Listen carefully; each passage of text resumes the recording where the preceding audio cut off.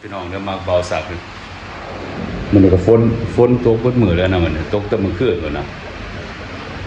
ตกประมาณ4 ชั่วโมง4-5 ชั่วโมงก่อนแต่มันคืนเนี่ยตื่นมายังตกอยู่อย่ามาดอกไปใส่เลยออกไปเบิ่งข้างนอกเป็นยังไง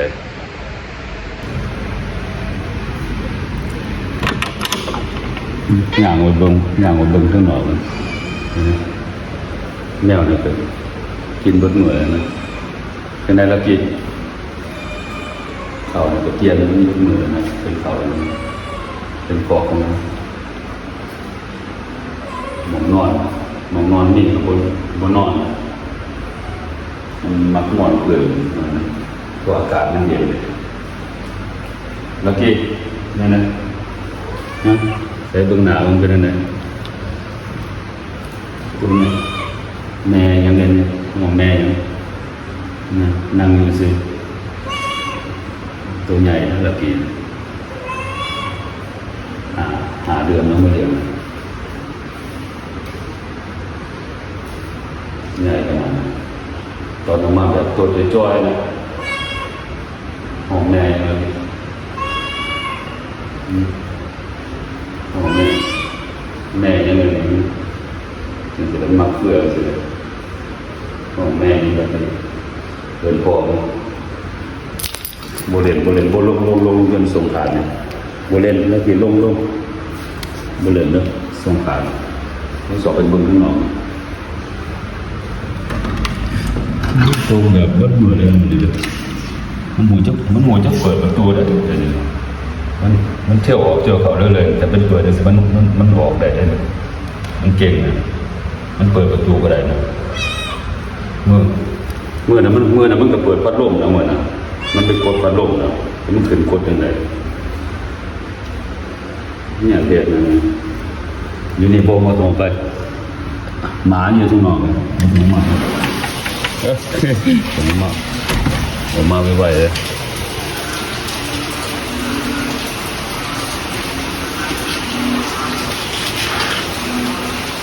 เสีย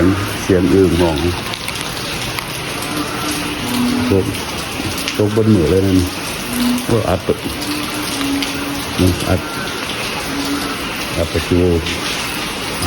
นี่ก็จะนั้นมันเปิดได้จะบอกอัดเป็นมันเปิดเลยมันเก่งเลยแมวเนี่ยเก่งแกก็ยังบ่ได้ไปเรียกอยู่มันไหนคนตกอย่างคนบ่ได้ไปบ่มันยังไงเลยตกตะมือเคลื่อนอยู่นะมันเคลื่อนยังตกแห้งกันบุบมาตกนะ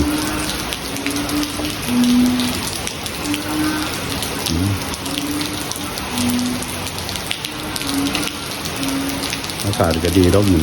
อากาศดีอย่างมันตกอย่างมันบดมือแล้วก็ดีนะเห็ดมันเย็นอย่างนั้นนะห่อนลายต้นไม้มึงเล่าในตะเกียวกันนะมีเขียว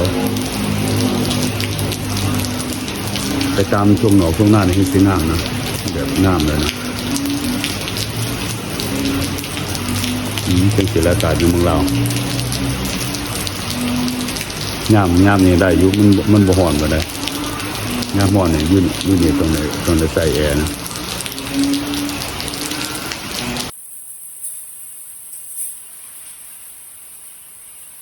มาเป็นตลาด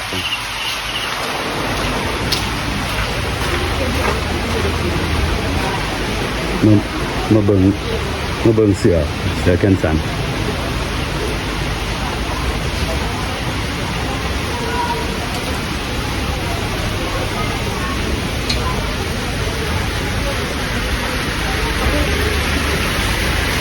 สอบมือเสือแกนสันนี้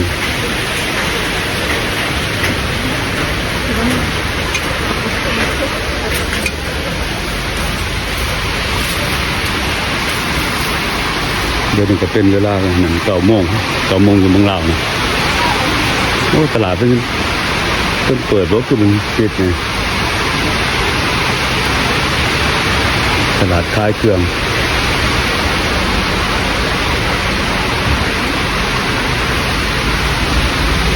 อ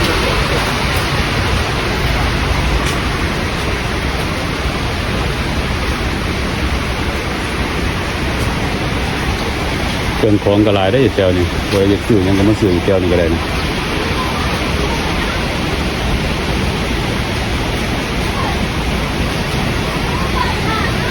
เป็นคอสเมโดคอสเมเด็กกระลายแถวเราจะสิย่างมารอเบิ่งไปเบิ่งเสือนั่นน่ะเสือแก่นสันบ่ว่าเบาซักเอาไปเฮ็ดนั่นน่ะเอาไปเฮ็ดเสือนั่นน่ะซื้อเบาซักนะ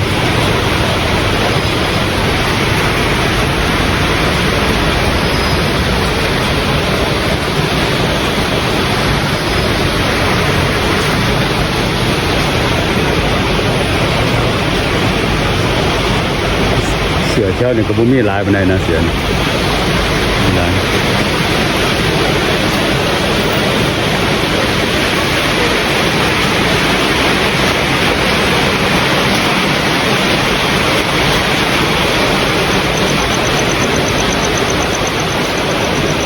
ส่วนหลายมีแต่เครื่องเล็กหน่อยเครื่องนิดหน่อยเครื่องผู้หญิงนี่คือว่าบ่มีหลาย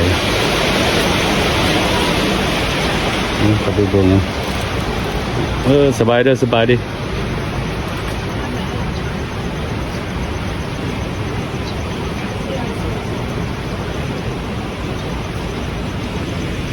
เบิ่งเสือก็จะเสือจะได้มันต้องเอาแบบนั้น2 แอคนะจังได๋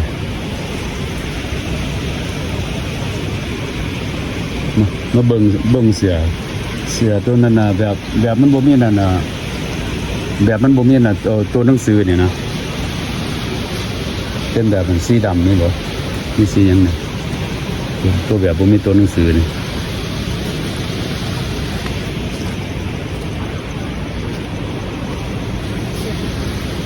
มีแต่ตัวหนังสือนะ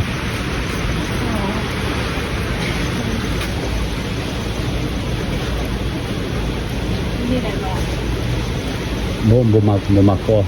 มักเสียแบบจังซี่แหละ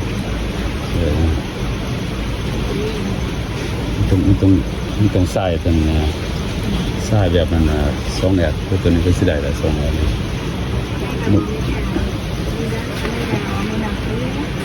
ฮะนี่ก็บอกไม่หนังซื้อเนี่ยตัวนี้เป็นหนังสือ2 แอคนี่โอเคหม้อแล้วบ่มักใส่ตัวนี้แบบสบายพอดีงามใส่ตัวนี้มันก็ได้ขายจังได๋นี่โอ้คือขายแพงแท้บ่แพงโอ้ขายแพงเลย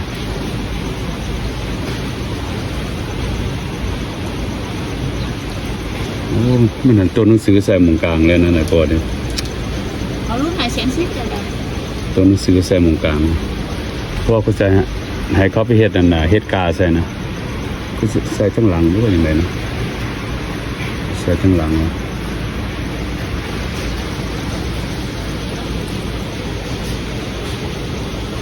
มันเป็นตัวนี้ดิมันจะใส่L ฮะ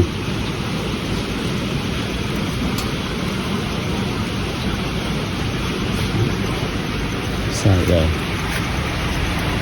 คือสีดำไม่ใหญ่นะดูดิ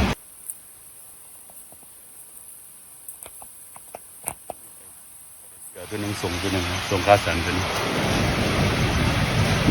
มันมีแต่นั่นมีแต่แนวตัวหนังสือนะคนเอาตัวแบบบ่มีหนังสือ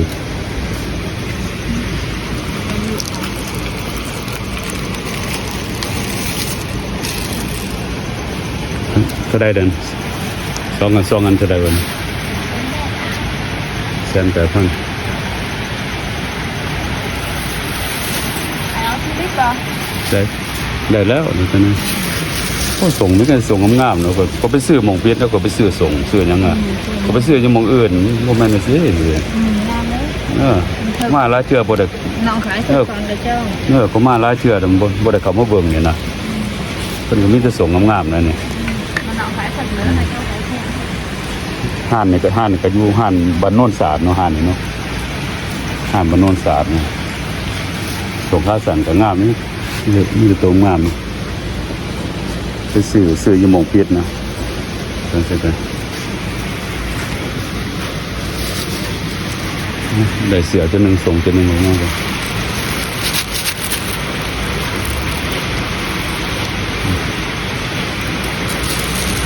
มันจะเสาฝนก็ตกบนเหมือนเอาฝนกันนะ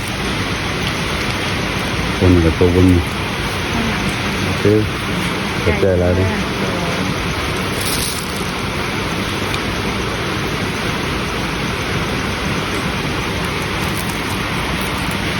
นี่ได้มีหมวกไม่ยังเหรอหมวกนี่ว่าหมวกนะมีบริการหมวกนะโอเคเข้าใจแล้ว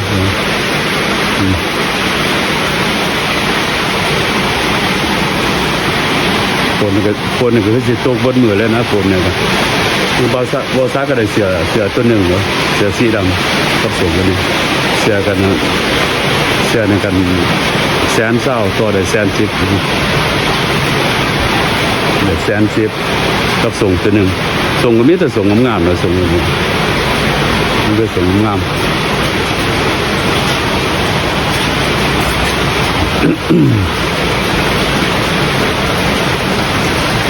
เป็นเสรีอากาศในเมืองเราตัวนี้ก็เป็นอยู่ทั้งหลังนะเจ้านี่ครับแบบทั้งหลังคนก็สิตกบนเหนือแล้วนะเจ้านี่แบบตกบนเหนือแล้วนะ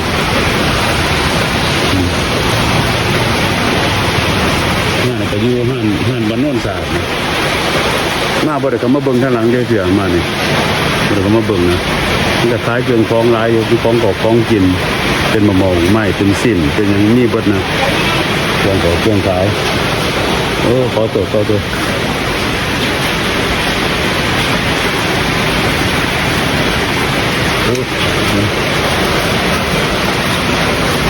บไปทั้งนอกนะที่เบาซาก็ขอบใจหลายๆเลยมาตัวหลายตัวแสน